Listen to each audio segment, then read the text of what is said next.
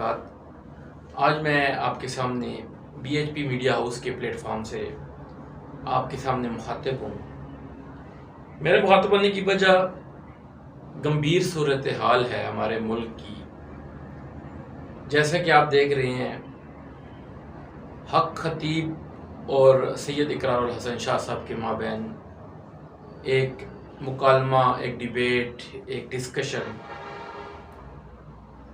اقرار الحسن صاحب فرما رہے ہیں کہ پیر حق خطیب ایک بہت بڑا فتنہ ہے، اور لگ بھی رہا ہے ایسا ہے جیسے جس کانفیڈنس کے ساتھ سید اقرار الحسن صاحب بات کر رہے ہیں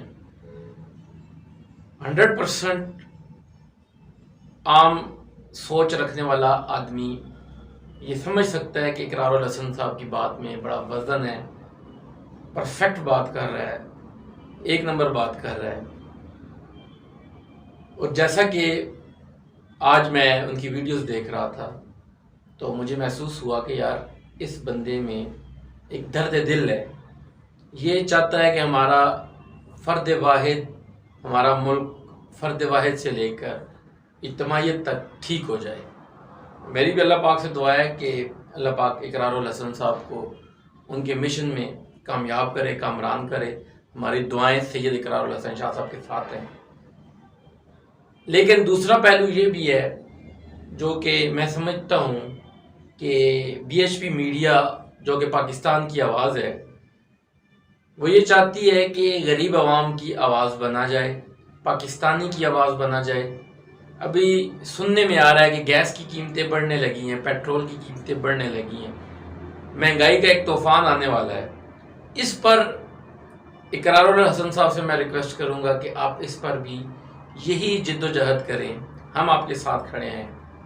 ہم چاہتے ہیں کہ ہمارا ملک کا ہر باسی خوشحال ہو، اچھی زندگی بسر کرے، پاکستان آرمی سے محبت کرے، پاکستان آرمی کا نعرہ بلند کرے محبت کا۔